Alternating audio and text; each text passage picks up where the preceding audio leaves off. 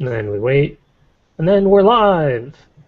Good afternoon, ladies and menfolk. Welcome to episode 56 of Word Ninjas Live.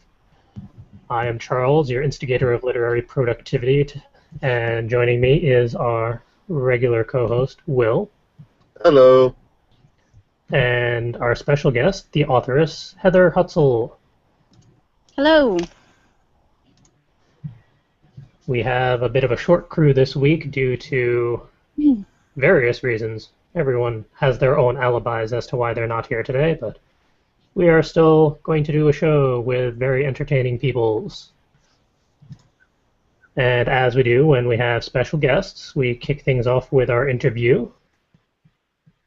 And as we mentioned, we have the authoress, Heather Hutsell, who has done a whole plethora of books at this point. What's the current count for published books? Current published books is 11. Oh Soon my. to be 12. Yeah. And I've already read one of them. I have 10 more to go. And I think 4 more to track down. I'm curious why you chose that one to read first. Because it looked like it was the shortest one on my Kindle, and I didn't know how long I was going to be at the car place having my brakes replaced. But I figured either I'll get through some of it or all of it. In this case, it was all of it because I was there for a good while. Okay. I enjoyed it. And now I want to read the others. Although I don't have to go back to the car servicing for a while now, so I need to find other places to read. Well, I have to say that was probably the most risque one that you could have chosen to read. So they're a little tamer from here on out so far. So, okay. Well, I always like to start things off with a bang when I can, so.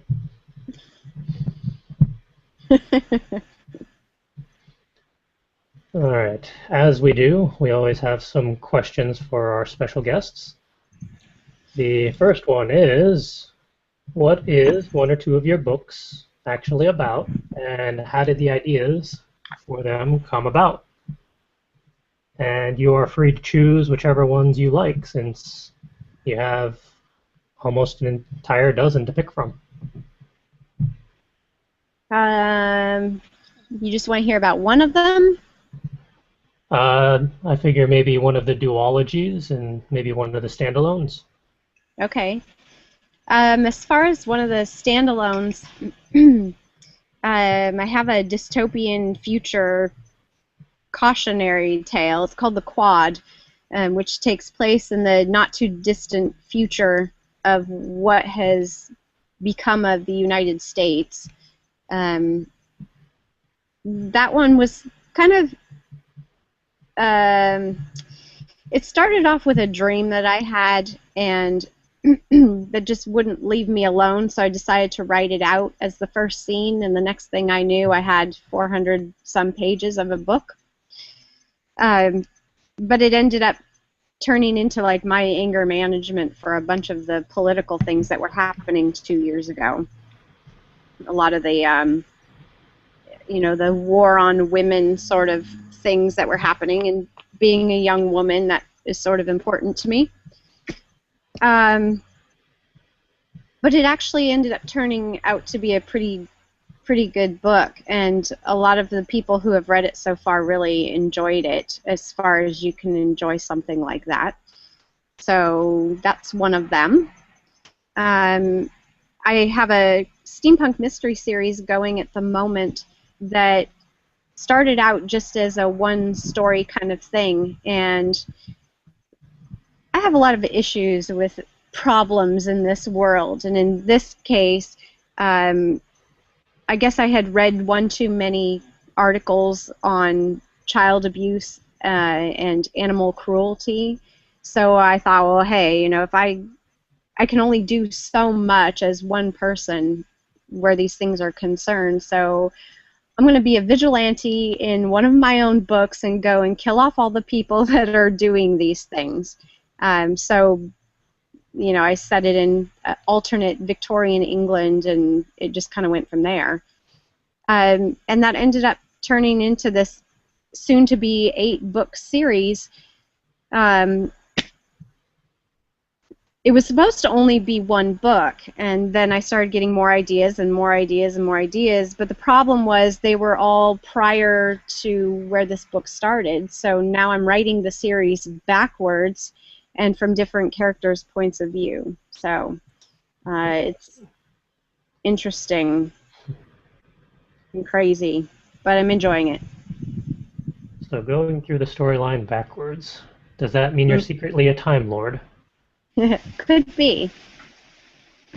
I have something to say about time travel and all that, but I'll wait till you get to one of your later questions to go into that. If Okay. that's okay.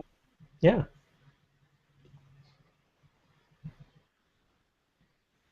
Which tab had the questions? There we go. I have a half dozen tabs open for all the other links in the show, and I keep flipping back and forth between them. Let's see. We also have how smooth is your process from I have a story idea all the way to it's published. I would say in that entire process, the smoothest part for me is the actual writing of the story, the first draft, if you will. um, when stuff is just kind of flowing out and developing and whatnot, that really is easy. And I don't write in a linear format. I just kind of skip around and write whatever comes to me so I don't forget it. And then it gets harder as I get toward the end and fill in the gaps and have to actually wrap up the story, if you will. Even if I already have the ending and I have to, finish it and make it a complete piece. Editing is my least favorite part, but I have 2 editors who help me with that, and then they kick it back to me again, and I edit it another time, and so I would say it starts off smooth and gets pretty bumpy, and then there's a nice end result. Kind of off of the list of topics, if this is okay, has one book or series been smoother than others? Yeah, I would say maybe my earlier ones, when I was doing less refining, which is not necessarily a good thing for the books, but as far as the process went, they were easy because when I felt they were done, they were done. I had one book, By Heart by Sun, that I put through my first editing, I put through both of my editors, and then when I took it back to go through one last time right before publishing it, I hated it, and I rewrote most of the book. So, these things are living entities on their own, and sometimes they like to disrupt the entire process. So Some of them take a little longer to cook than others. definitely. The one I'm working on right now just keeps getting longer and longer and longer. I'm already pushing 430 pages, and it should have ended by now, but it's a really pivotal part of the series, so it would make sense that it has more in it, and it's taking longer to finish. So, yeah. Cool. They're like children. They have different gestation periods, and sorta. Some are harder labors than others. And I'm not allowed to ask which one's your favorite, because the other ones would get jealous. Right. I like them all for very different reasons. And I know that's a cop-out, but No, I think that's a standard answer from authors. We all enjoy our works, and we don't want our other pieces to get jealous. right. Well, I haven't put one out that I hated, so there is that. Well, that's good. That's not to say I don't have boxes and files full of stuff that I have written and hated, but, works in progress. Yeah, I have a couple binders full of that type of stuff in the corner, collecting a lot of dust. Mm. I've had a few that I've held on to for years and gone back and rewritten and revamped, and they've actually turned into much better stories. And they may or may not, end up in book form, but at least there's hope. I learned not to throw any of my stories away, no matter what. Yeah, it's definitely useful to hold on to stuff even if you don't want to, because some ideas or characters or stories, sometimes you're just not ready to write them yet, or you don't have that piece of experience in your life that helps connect it all together, or stuff like that. So some you just need to let sit on the shelf, Right. or Very true. or let them collect like 3 inches of dust on them. Exactly. Stick them under that wobbly table leg. Yeah, they have to be used for something. Right. Lining litter boxes and, wrapping presents.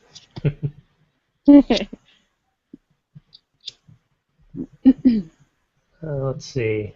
Were there some memorable milestones along the way to any of your stories, like the first finished draft, or any surprise revisions or alterations to certain ones along the way? Well, there was the one surprise revision that I mentioned a moment Hmm. ago. Um, I don't usually, I can only think of one instance where I actually wrote a complete first draft, beginning to end, and that was for a book called The Intertwinning. It was my first NaNoWriMo experience, so, you had to have your draft finished. Hmm.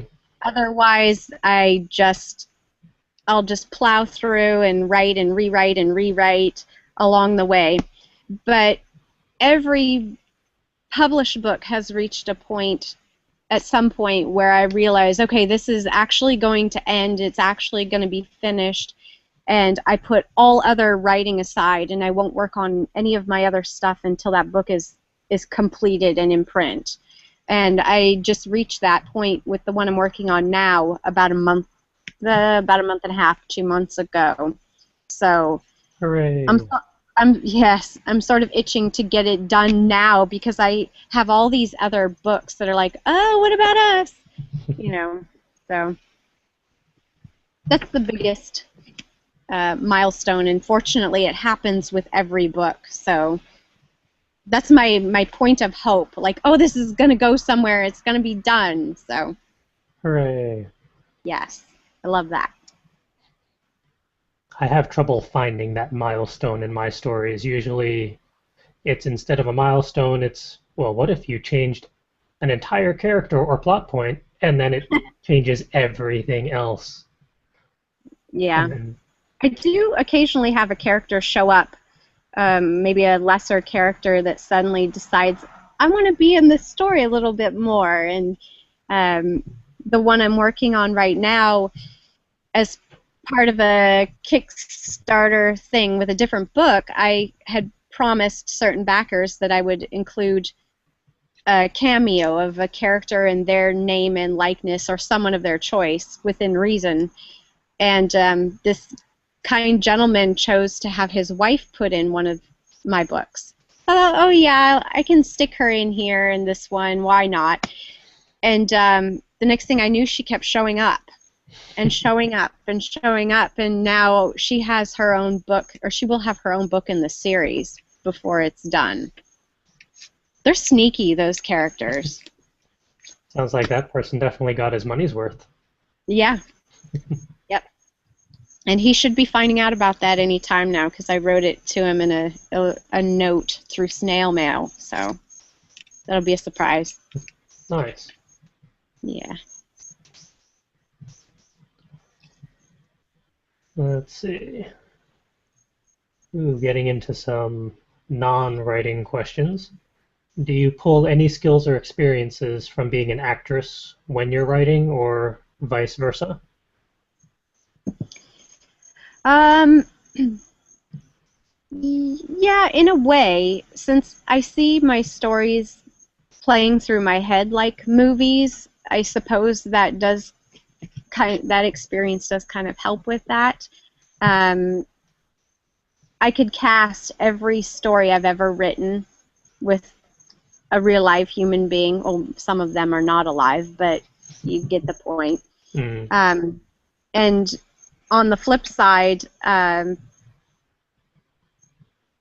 dialogue is so easy for me to write, and I have this thing with being able to get into my character's head. So when I'm doing any kind of acting, if I've given any sort of background or anything outside of you're just extra number whatever in the Revolutionary War, then I can kind of play with that and build more of a solid character, even if all I'm doing is just, cheering at a rally before the Boston Tea Party.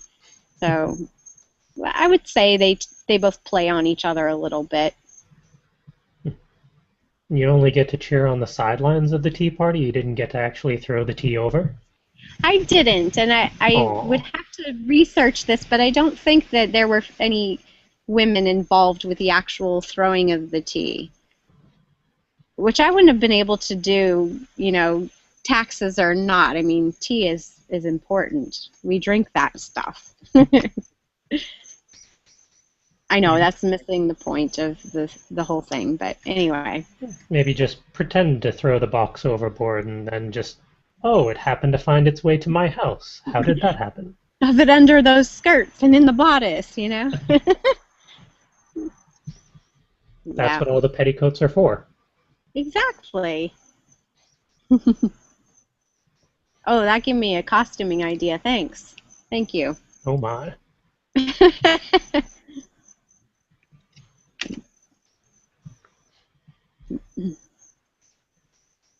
Oh, that conveniently ties into the next question. What's one Okay. of what's one of your favorite dresses or piece of clothing that you've designed? I have a couple favorites. Uh, one of them, I wouldn't say it's as much a favorite anymore, so much as it's more of an iconic image. Um, but back when I first got into the whole steampunk thing, I would say 2008-ish, I had just left the San Diego Comic-Con and had my first introduction to Doctor Who. And I thought, oh, time travel, I got to get in on this.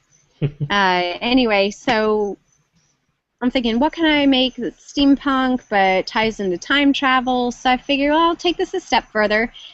And if you can travel through time, why can't you just jump through time? So I decided to build a Victorian gown. If you're going to be jumping from anywhere, it's got to be made out of a parachute. So I built this gown, and I do actually have a picture of it for you. I will find it. Let's see if I can do this for you. You see that? Yep. Oh my. So it's a military parachute, and it has 25 pocket watches on it to represent different times, and a whole slew of different buttons down the back to represent different eras of time. I don't know if you can see any of these. I can't. There's the back. Oh my. And then up close are the bodice. That must have taken a little while to put together. It took a while to get all the pieces, more than actually building it. Aside from the fact that the pattern was terrible and I ended up throwing it out partway through construction. So anyway, that dress is currently in a museum up in Rutherford, New Jersey, for the alternate reality exhibit at the Meadowland Museum.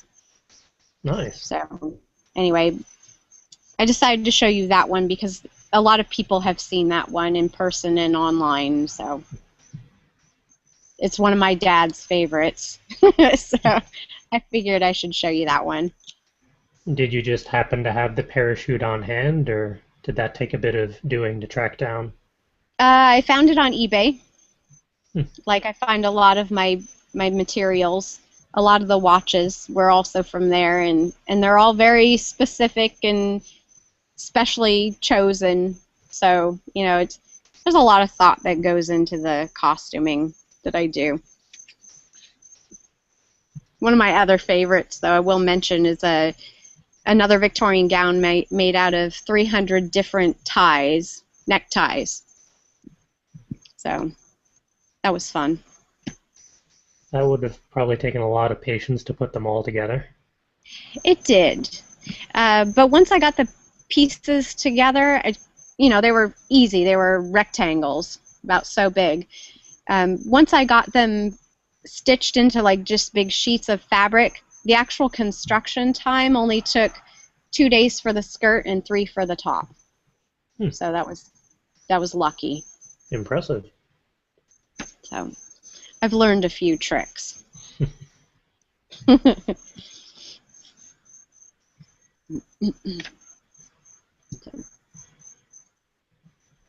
Let's see, what else do we have? Next one up would be, what advice to fellow writers in regards to writing or just submitting or getting published would you be willing to give us? As a self-published author, just be prepared to do a lot of work besides the actual writing. If you can have a good editor or editors, that's a really helpful thing to have, and it will save you some time and pain. The marketing is the hardest part for me, so I say just get out there as much as you can, use social networking, conventions. I do as many shows as I can get away with. Even little stuff, little festivals and street fairs are good. Contacts, make as many contacts as you can. Advice that was given to me by non-writers was just keep writing, keep writing, keep writing, keep writing. And I'm lucky in the sense that I write just about anything and everything, so I have an audience. Somebody out there is going to like what I write, so it's just a matter of having them find me and vice versa. And of course, if you really want to do it, you're going to find a way to do it. I've had so many people tell me, oh, I've always wanted to write a book. Well, if you've always wanted to, then why aren't you doing it? I don't get that. I just don't have the time. How am I going to find time to write? Right, and that's what NaNoWriMo is for. So actually, that's one thing I do tell people when I do writing workshops is, if time is a factor, try that. And you don't have to do it during November when the actual program is running.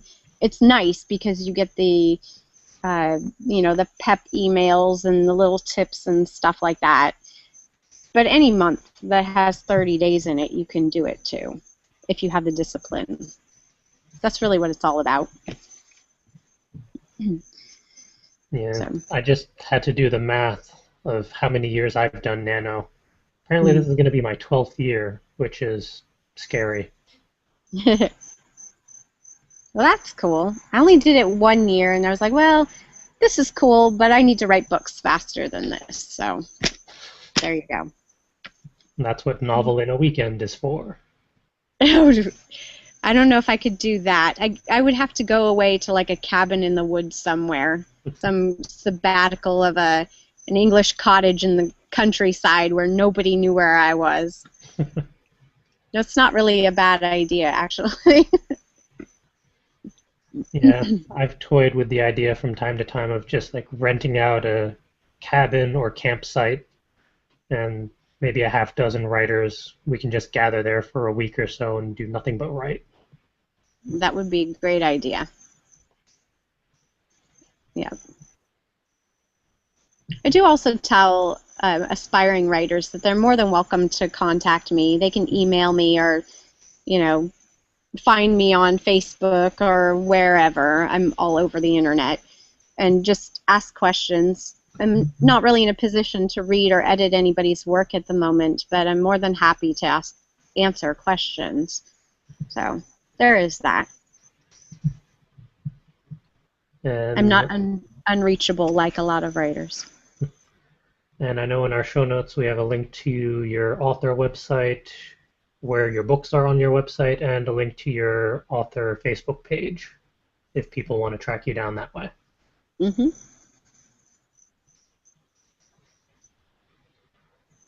Which kind of ties into the last question of where can viewers and listeners learn more about your works?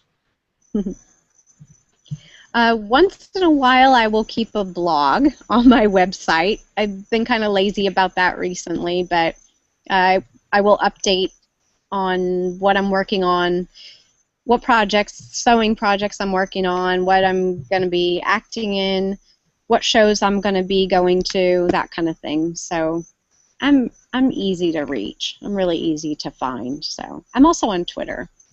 If you do that. Mm-hmm. And not on the list, but are there any conventions coming up still in this year that you would like to mention that you'll be at? I will be at, let's see, end of September, I will be doing Steampunk Unlimited, which is being held by the Strasburg Railroad.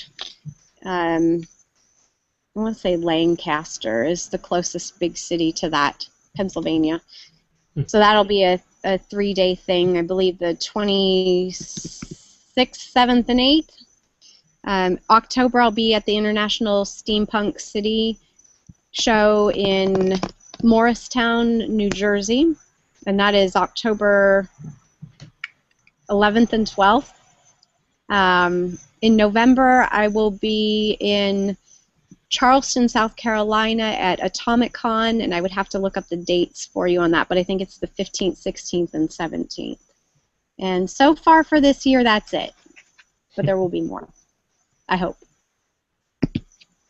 Nice. That should keep you nice and busy. Yep. I'm also hoping to start doing little mini book signing tours, so if anybody knows of little independent bookstores in their area, please email me about them, and I will see what I can do about contacting the powers that be and maybe making an appearance in hometowns. So. The only one I'm familiar with, I'm not on the best terms with. Well, we can skip that one for now. And the other ones are all used bookstores, but still independent. Mm-hmm. That will work too. Those are the ones that are in like little renovated houses where you can barely walk through the aisles. Yep. Those are the best. My favorite near me is the Book Barn, which is literally a barn that they converted into a used bookstore. Nice. I still want to see that place. Next time you come up, maybe prep for Rhode Island Comic Con. We'll take a trip down there. Yay. You've already inducted me into the $2.99 fabric store, so now we need to get to the bookstore. Of course, we'll have to visit both locations for the Book Barn. They got so big they had to buy out other property down the street just to have enough room for all the used books.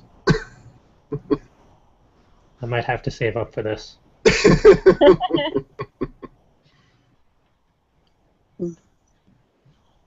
There was a bookstore, I don't know if it's still there, but it was in downtown Salem, Massachusetts.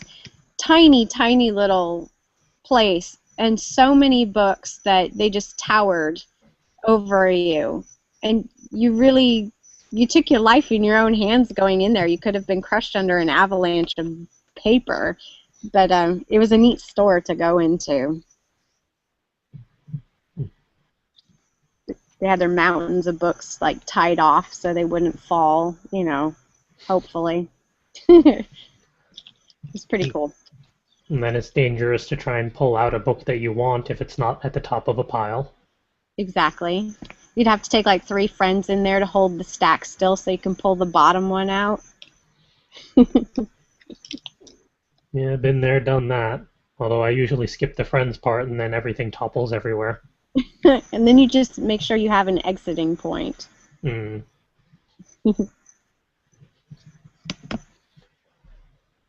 Well, those are all the questions that I conveniently had on hand.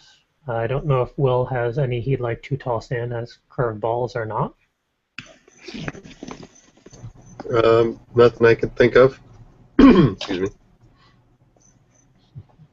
Is there anything, Heather, that you would like to toss in that we did not ask or cover? I didn't make notes for that, but none that I can think of off the top of my head. All right. Well, in that case, it's about time to move on to the next segment. Let's see. Back to the other tab, scrolling down. We're actually going to get to talking points, which we've skipped the last 2 weeks for various reasons. So we only have the 2 talking points. One of them is a little outdated now, but still somewhat relevant. The first one would be, how do writers use punctuation to vary their style, customize character personalities, and regulate the flow of dialogue? This one was from me because I read an article about John Scalzi and how he tends to take a different challenge every time he writes a book, and this one was he was not going to use semicolons, which apparently he really enjoys doing. And made me think of how I tend to be a little judicious with just commas. I'm a big fan of commas. It would be very difficult not to use them. I would probably cry. But I was curious how other people on the show utilize punctuation and grammar and phrasings, or how aware they are of what styles they use.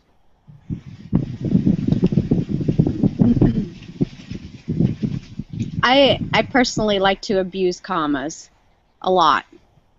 Yay, I'm not alone. One of my editors, most of the stuff that she'll catch and give me notes on is my commas, and she's so sweet. She'll just put these little notes that say, I don't think a comma is really necessary here, or this disrupted the flow for me just a little bit, you know. There'll be like 40 of these in, you know, the span of 3 chapters. So I don't know. I throw them in where I feel there is a pause. So that's my biggest abuse with punctuation. I might be just as guilty as that too. I'm not sure. I never really paid attention. I just try to make sure I have the periods where they belong, and the commas where I think they belong, and semicolons and colons and interabangs. No umlauts. No umlauts. I once got questioned about the use of ellipses as well. I used to use those. Those are kind of tricky to utilize. I would use them for pauses, and someone was like, I think that should just be a comma. I don't know. Maybe. Now I just try to use them when people trail off. Ellipses and hyphens, and people get interrupted. And then there's the difference between just the hyphen and then the N dash and the M dash, and which one to use when. I don't know what those are, so. Hyphen is the really short one. Mm-hmm. N dash is kind of the middle one, and then the M dash is the really long one. Oh. I know at my day job they have very specific rules as which one should be used when, and theoretically I'm the gatekeeper of that, so I have to remember it. In my own writing, all bets are off. I use the one that's on the keyboard that I only have to hit Control, Shift, Shift key. One.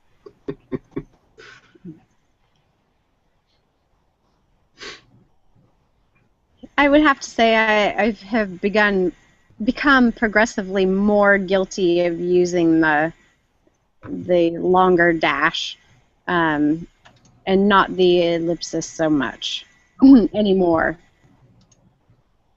But sometimes you need it. There's no other way around it. It's especially fun if you can fit some dashes, an ellipsis, maybe a semicolon, all in the same sentence. Yeah. Shifting from the sun, please hold.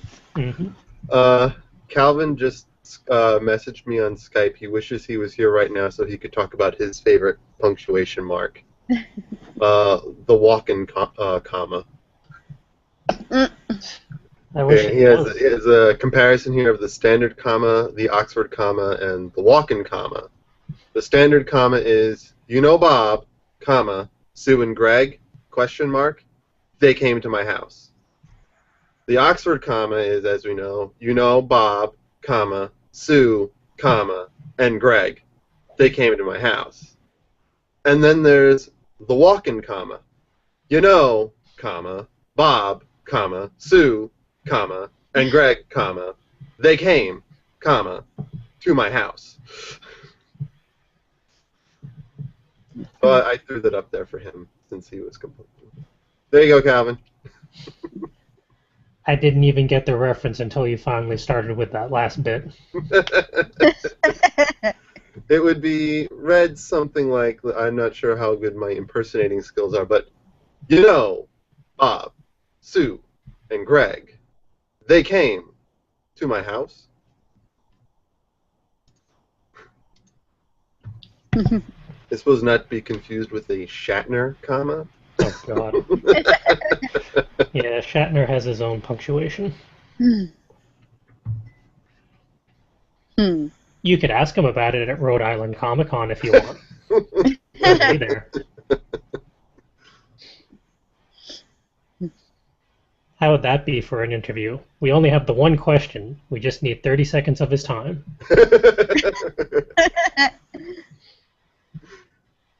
We just want to talk about dramatic pauses. Funny.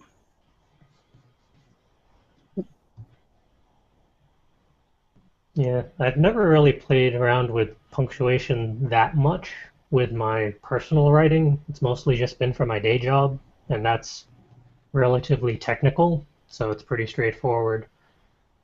I want to play with punctuation a little more in my stuff. Have different characters utilize different styles. Maybe one of them can be a comma fan, one just prefers ellipses, stuff like that in their dialogue. I was half tempted at one point to have one of my characters never use contractions. And then I was like, no, that's really complicated to write out and read, and nobody, because it takes place in a modern setting, nobody really talks that way. He would use contractions like most people would, so... Unless it's NaNoWriMo season. Well, yeah, then you don't use contractions, because you need the word count. Right. I did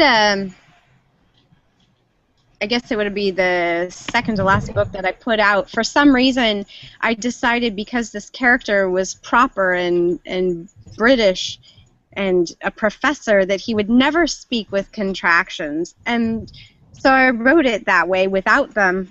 And when I went back to do a read-through, I was like, this is terrible. This is awful. Nobody would talk or think this way. So I went through and I didn't get rid of all of them, but most of them had to go. Non-contractions, I should say. So I wore out my apostrophe key. Fixing that. I know some people use that contraction or not contraction style for very stuffy characters or ones who want to be very proper, and they only go into contractions when they've gotten flustered or angry. to show the shift in emotions. Right.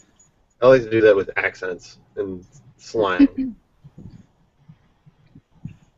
Yeah, it's fun to do that in my zombie apocalypse verse. One of them has a southern accent every once in a while when things start going south, figuratively and literally.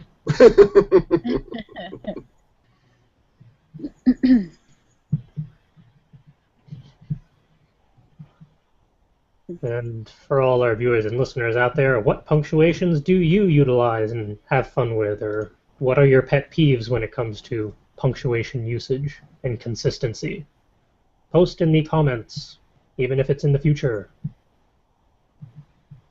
Because we'll talk to even future listeners.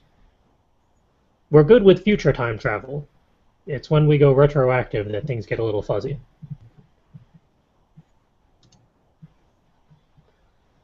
And in the show notes on the website, the link to the particular article I mentioned is there, and kind of his whole, John Scalzi's explanation for why he wanted to test himself. Let's see. The other talking point for today is in the vein of a Throwback Thursday that's become a pretty growing trend I've seen, or just like the 1 year later style. Has anyone ever gone over older works to see how you've progressed since then, or taken old works and then tried to revamp them? Like, how do you track your progress and growth as an author or just creative person in general over time?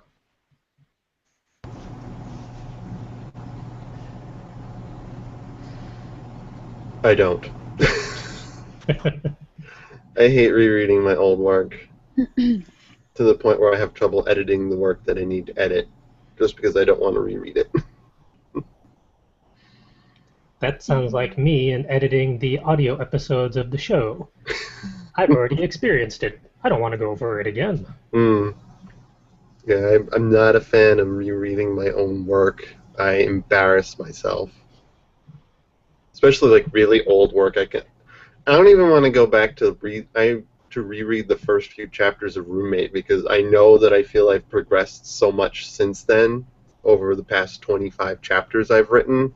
And I'm like, this is horrible compared to what I write now. I want to rewrite everything. I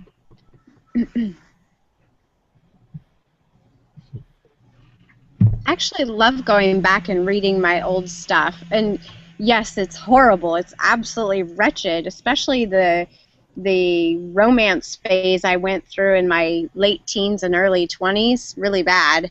But the stories are still good. So I know there's always something salvageable, or at least something I can steal to put in something else. So anytime I finish a book and publish it, my next step is to go through and reread stuff I've already written, whether it's old or semi-recent or whatever, until I suddenly get hit with, okay, this is what I'm going to work on next. Earlier in the year, I actually did a little exercise where every day that I could sit down and write on it, and I think I got through about 20 days in a row, I would use a different color in the text. So I could just compare and see, like if I changed a word or added a sentence, I would use that color of the day.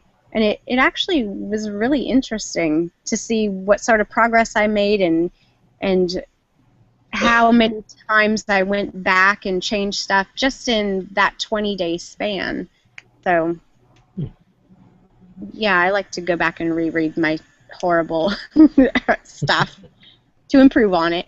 Always improving.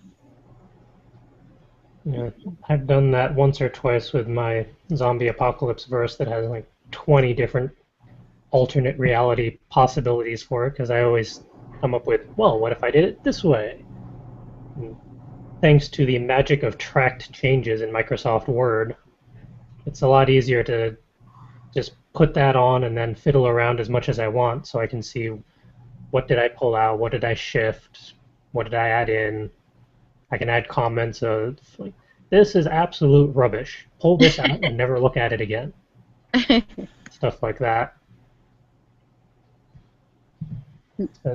Yeah, it's definitely useful to go back every once in a while, even if it's just skimming to see how things have progressed, or if Mm. it's something that you want to revamp, or just kind of pull stuff from for other endeavors. It can be very useful,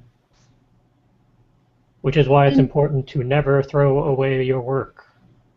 Always have a copy somewhere, and then have a copy of that copy. Because I've had my fair share of hard drive crashes or SD cards snapping in half, and then there are no backups of certain files, and then I say many things I'm not allowed to say on this podcast because we are live. That's what the Not Suitable for Word Ninjas podcast is for. I think that was episode 2 or 3.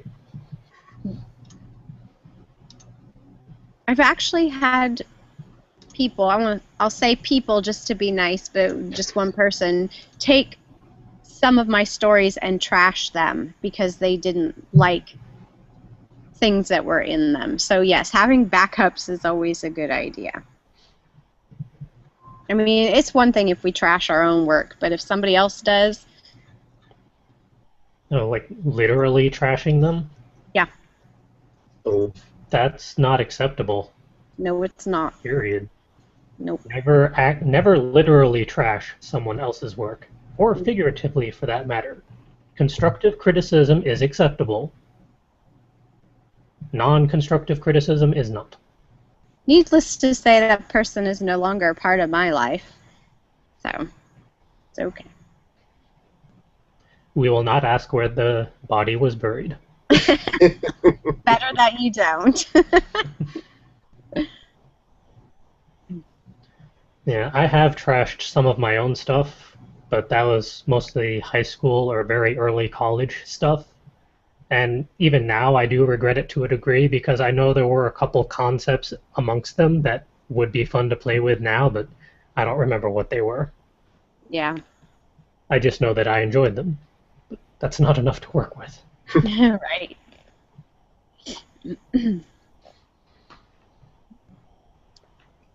Yeah.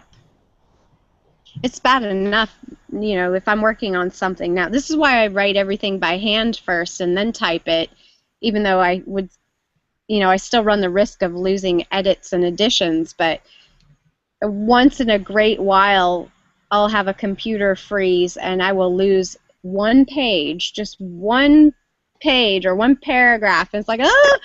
I mean, I can't think of many things that are worse than that.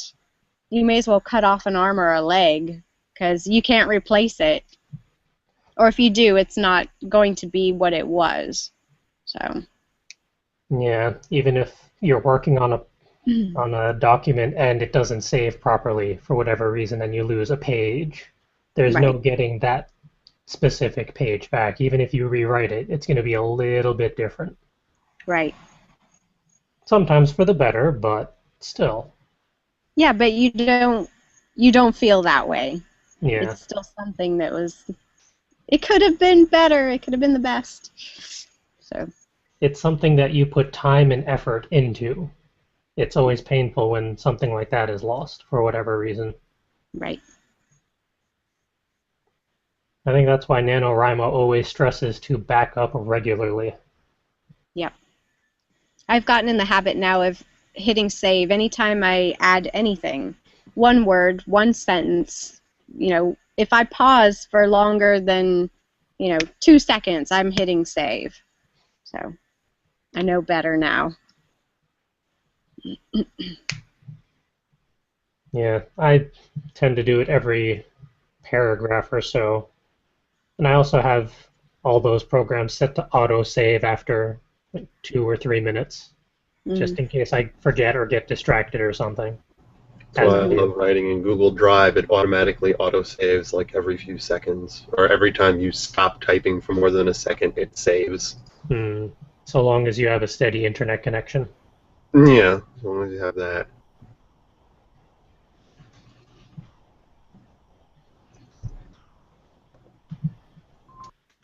I think that is why we have all of our show notes in Google Drive. That way everything is saved no matter what. And so all of us can contribute to it. The only danger in that is if someone happens to copy and paste, but instead cut and paste without realizing it, bad things happen. Sorry. I've done that a couple times. Yeah, I've done that too. I think I had a whole answer to one of your talkie point questions once, and I wanted to share it with someone else, and I cut and pasted, and then went back and was like, "Where's my answer?"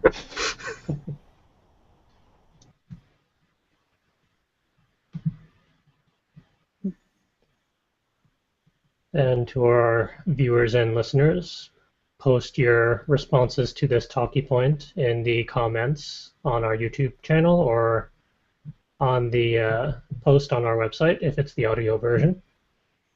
You can just respond out loud, but I don't think we're going to hear you at the time. You never know. If someone happens to listen to the podcast and we just are right there, that would be actually a little scary, but impressive at the same time. Let's see. Are there any random talkie points or things people would like to bring up? All right. Onwards to the highlights reel for this week. I'm not going to click on every single freaking link that we have because we have many, but in the news I've culled 1, 2, 3, 4, 5, 6, 7, almost 10 different videos of various authors responding to the current ALS Ice Bucket Challenge, because there are a lot of them out there participating in that, which is pretty cool. And some of them actually take the time to explain what ALS is and why people should be donating and learning more about it rather than just only getting a bucket of ice water dumped on their head, which is entertaining, but the education is useful as well. All of the links to those videos are in the show notes. Each word on the news piece is a different video. And there's a couple authors I have not heard of before. I was just doing a search for as many as I could find, so it's definitely worth checking out if you can. And not that one, other tab. The website link is correspondingly to the ALS Association website, so you can learn more about what the Ice Bucket Challenge is, how to donate, why people should be more aware of it and chip in and help out.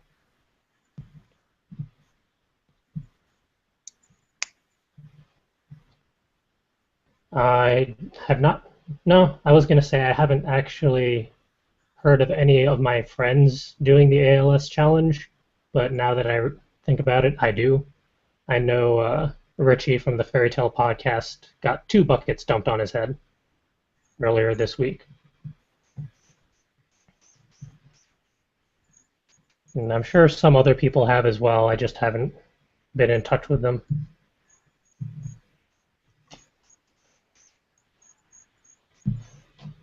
We don't even have an ice tray at the moment, so it's not going to be happening here.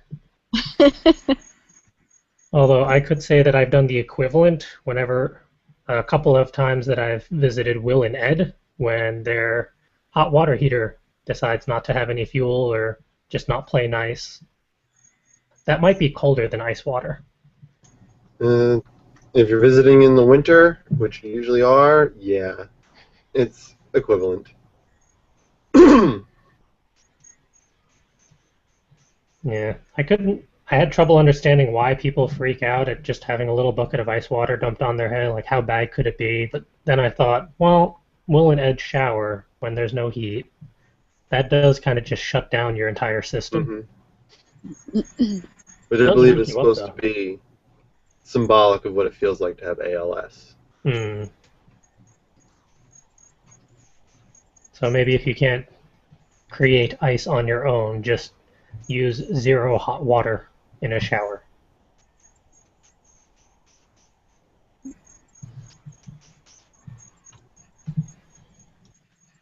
We don't have any other highlights for the highlight reel this week, mainly because we have a lot of video links this time around.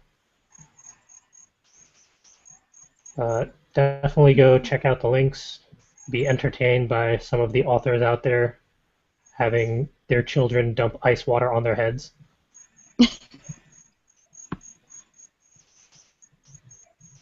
Let's see. Next up is the Muse Food section. It's time for creative prompts. Not just writing prompts. We are doing a test run of some other stuff as well. And let's see, it's that tab.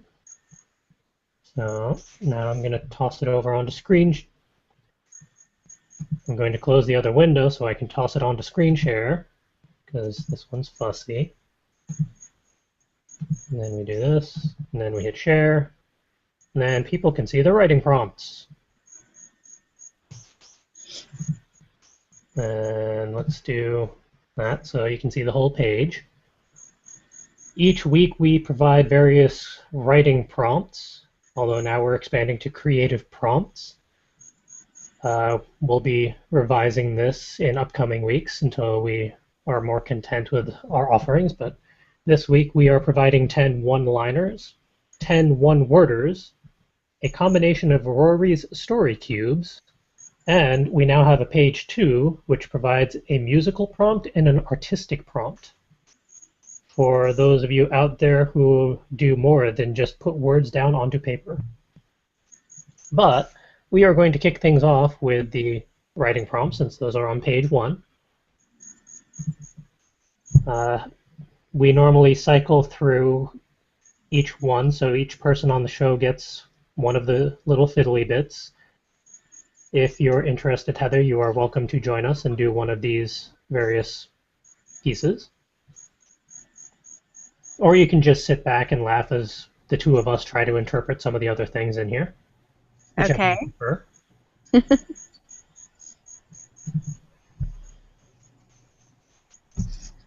Will, which ones would you like? I'll start off with the one-liners. Okie dokie. Alright, so our one-line writing prompts for this week are, "That might not hit, which would be unfortunate. I'm not depressed, it's just the day after con. How did you get banished from another library?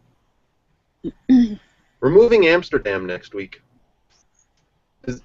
I have to ask, is there a typo in there, or is that literally "we're moving Amsterdam next week"? Yes. Okay, just wanted to make sure.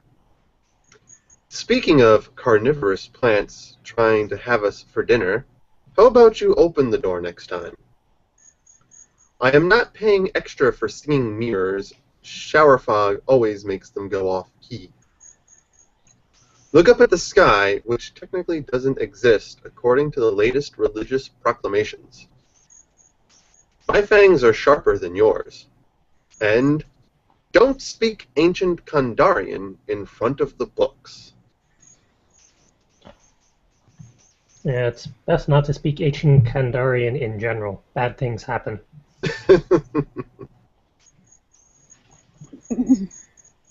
All right.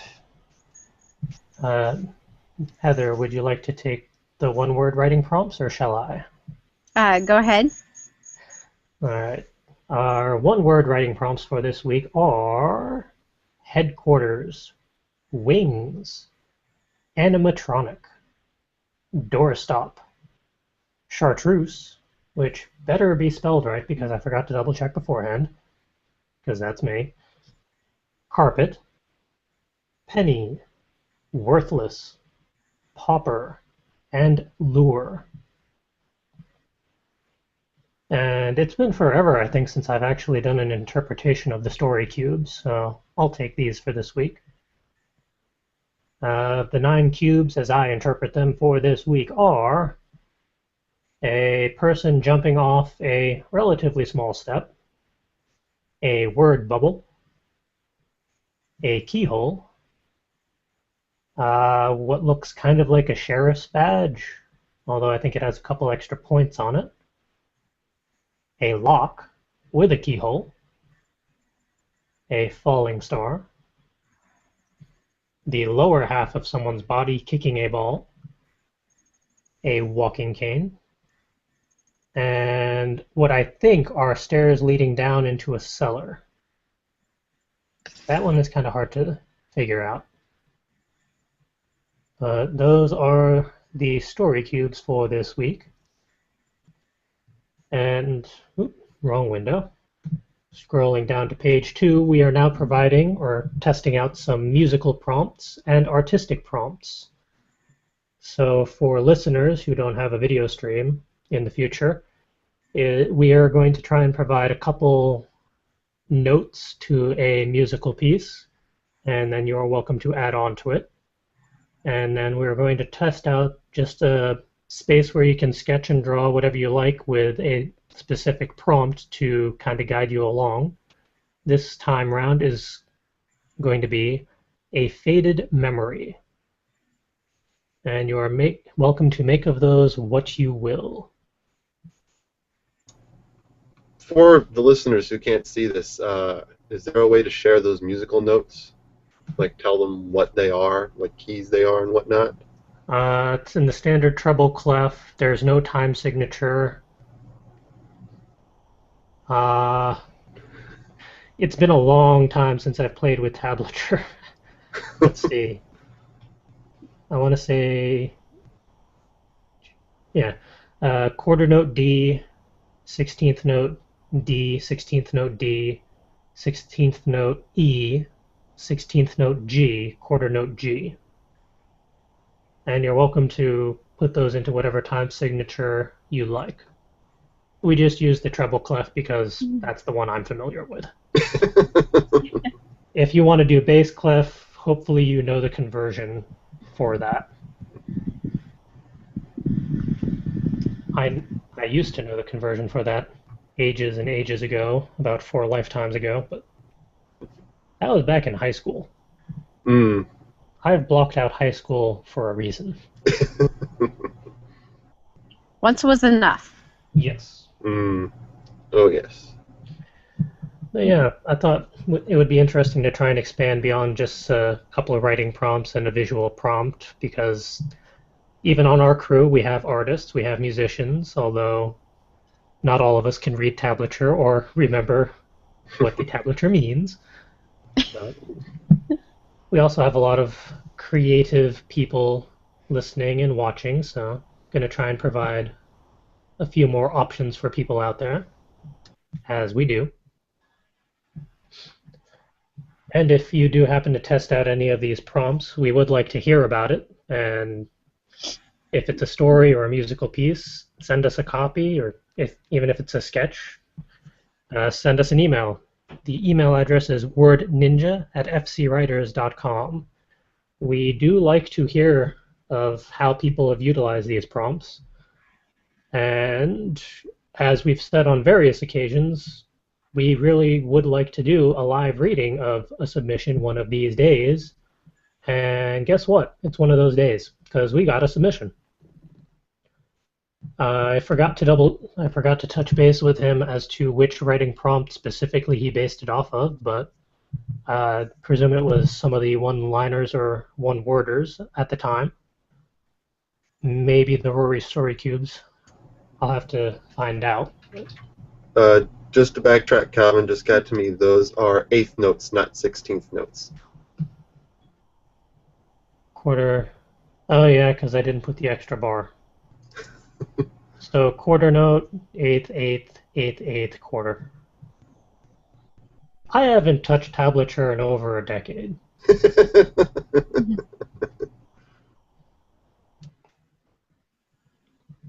Alright. The submission that we got is an unfinished flash fiction piece. It goes, "The pamphlet spoke of increasing nocturnal love by strip building a sandcastle with nuts as ornaments, and a balm to hold them on while listening to thunder. My brain really hurt from that, but there was no reason to panic since there weren't any symbols or runes anywhere. Oddly, there were no copies on the ground, which you would usually see when people are handing everyone who walks by the sand sculpture competition.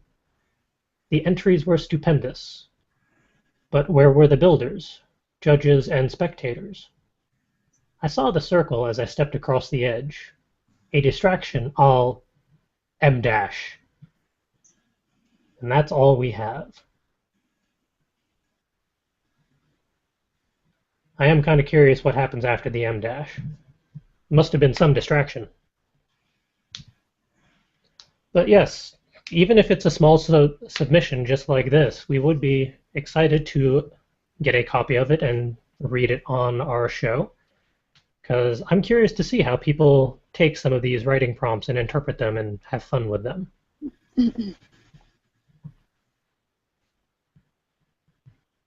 I want to know what happened to the builders. Yeah, it does seem kind of odd. If you have a sand sculpture competition, where are all the people?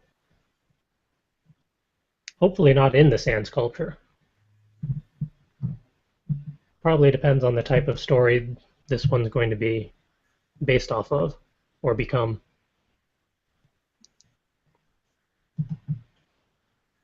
Alright, with that, it's time to roll into the goals and aspirations segment, where we talk about our various ongoing creative goals and aspirations and any progress or complications that have arisen since the last time, which have been a couple of weeks now since we've done it.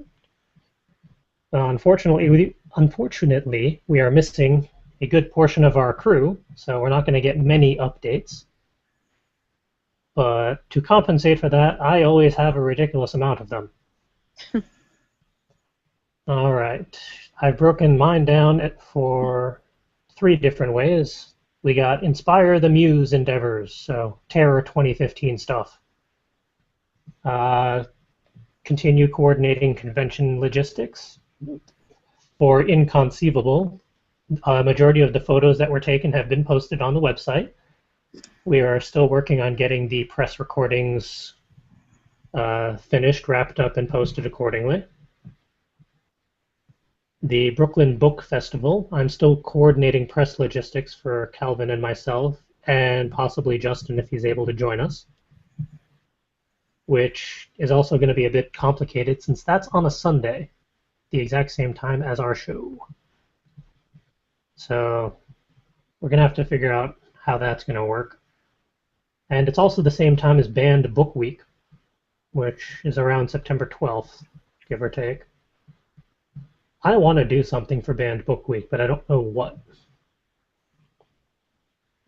And then the only other convention we have on the docket is Rhode Island Comic Con from October 31st to November 2nd. I'm still coordinating some press stuff and getting a lot of help behind the scenes for that, which is fantastic. And at some point, I'll coordinate stuff with Ed for all the booth stuffs.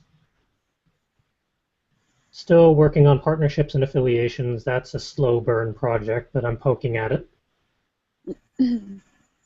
I need to touch base with some artist peoples to figure out some Terror 2015 stuff, but that's been hard going.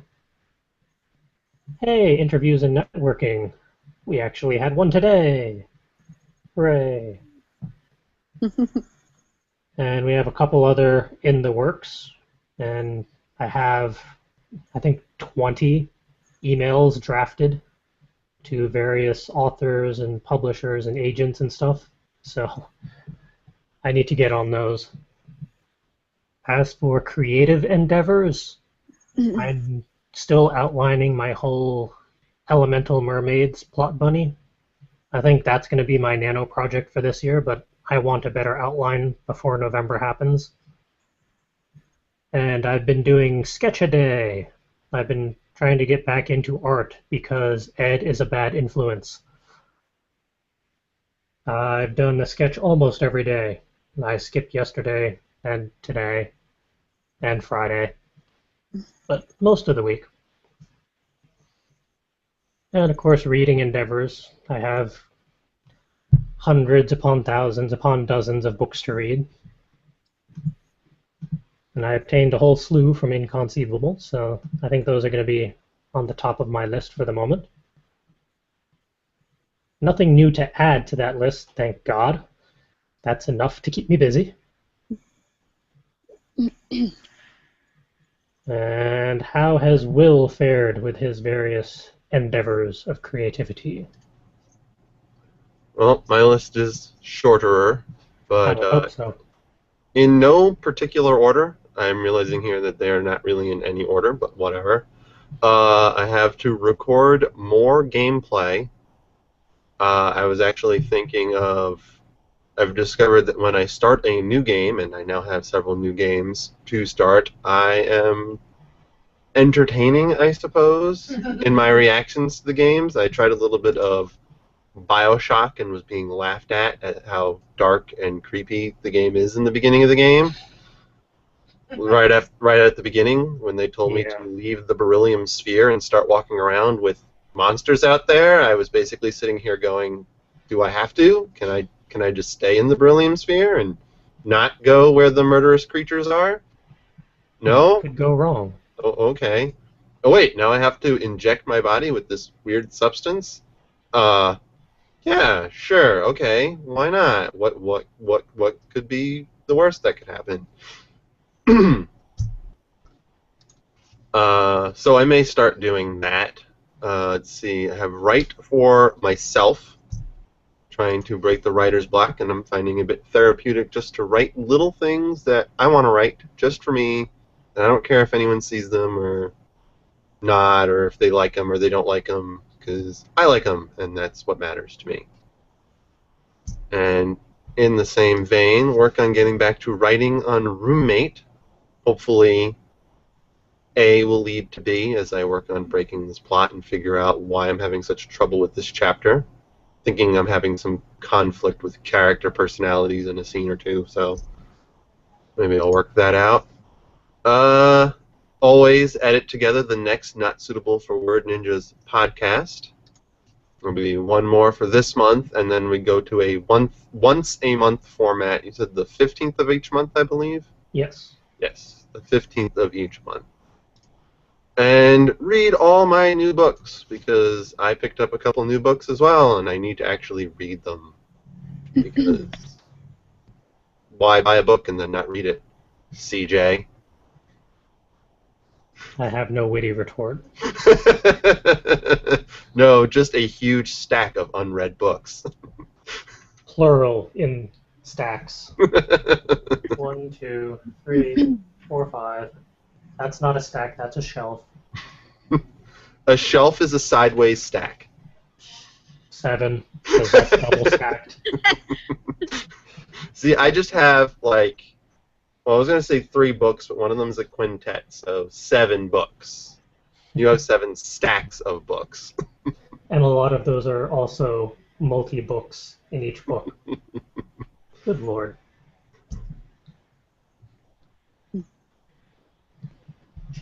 One book. I told him next time he's up here, we're taking him to the book barn. That's right, we've never taken him there, have Mm-hmm. we? A whole barnyard full of books. Mm-hmm. Most of them $1. Yeah, they're pretty inexpensive. I only have so much space in my car. Did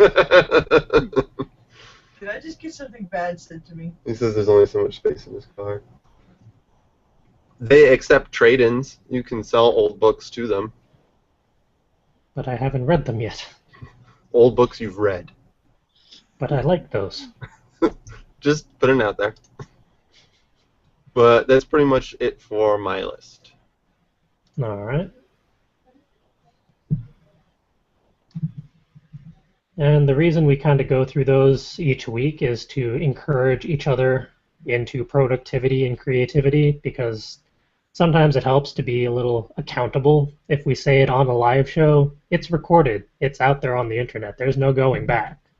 If we don't do what we say we do, people are welcome to poke and make fun of us. Or remind us, like, hey, you forgot to do that. My crew is pretty good about doing that to me. Usually more making fun of me than, hey, you should have done that, but it's fair game. All right, as for upcoming events, as we mentioned earlier, myself, Calvin, and possibly Justin are going to attend the Brooklyn Book Festival on September 21st. That's in Brooklyn, New York. That one's going to be a lot of fun. And I'm still hoping to get us press badges so we can do some recordings and maybe get to talk to some of the authors there. But if not, then we'll just do a regular review of the event afterwards. And then we get a break, as it were, until October 31st for Rhode Island Comic Con in Providence, Rhode Island. That is going to be the biggest convention that we have ever worked at or attended for some of us. It's going to be most of the crew and our affiliate, Itty Bitty Sheep, and various other friends from other conventions that we've made. So that one's going to be a lot of fun. And I'm not talking about 2015 stuff because, no, not yet. They're on the list. They're in the show notes if people want to check them out, but too early. And speaking of other bits that I'm not going to bother going over because there's a lot of them, we are brought to you by many various people's organizations and entertaining or stuff. All the people that we work with or appreciate are in the show notes. It's thanks to them that a lot of the stuff that we do has actually happened. And if we have entertained you in any way, shape, or form, you can show your appreciation by subscribing to our YouTube channel, watching some of our older episodes, posting comments, all that good stuff. Just search for Full Coverage Writers. We will pop up. Or Word Ninjas Live. That's the weekly show. We also have book reviews on there, a couple gaming videos, which I need to get back into myself because it's been a good while, and all sorts of other stuff. We also do all of the panels that we've done at conventions have been recorded and will be posted there. So if you can't make it to a convention, you can still catch some of our panels. They are pretty entertaining. And Will's specifically are NSFW, so at least wear some headphones when you listen to it. And if you want to support us differently, if you don't have time to watch or listen, we do have the Etsy store, thanks to Ed, which I'm fairly certain better be actually linked on our website by now. Maybe, possibly, perhaps. But we have majority of our sellables on there, all of our button designs, our the booklet that we have on Warping Time. We're working on getting the book up there as well. That one's a little tricky. But yeah. They're also decently priced, considering shipping is involved, but if you want to get a discount on any of our products, the best bet is to make it to one of the conventions we're at because we have a pretty significant discount there. So if you can make it to Rhode Island Comic Con, by all means, do and come say hello. And with that, I think it's about time we wrap up this episode. Which means, oh, wrong tab. It's time to say just who we are and where people can find us on the internet. We can start with our special guest for the episode, Heather. We've mentioned earlier where her links are, but just for posterity at the end of the show, where can people find you and your works? I can be found at heatherhutsell.com. That's HeatherEhutsell.com. I'm also on Facebook. I have an authoress page there. If anybody's interested in my books on Kindle, you can get them through Amazon. For hard copies, I recommend going through my website to get those, and I can sign them for you. And there you go. And where can people find the Will and the Marcus? Yes, Marcus was insistent on getting up here, so now he is up here. But in a way so he's not clambering all over the desk, where he doesn't belong. Say hi! So you can find me typically on my Tumblr page, that is darkom.tumblr.com. darkhom. It is a personal blog, and I reblog whatever I want, so it tends to occasionally get not safe for work. You have been warned. If you're just looking for my writing, you can find that at myroommatesastripper.tumblr.com. Again, obviously, not safe for work. And you can also find some stuff at my SoFurry page at darkhome.sofurry.com. You need an account there to view not safe for work stuff. And that's mostly it.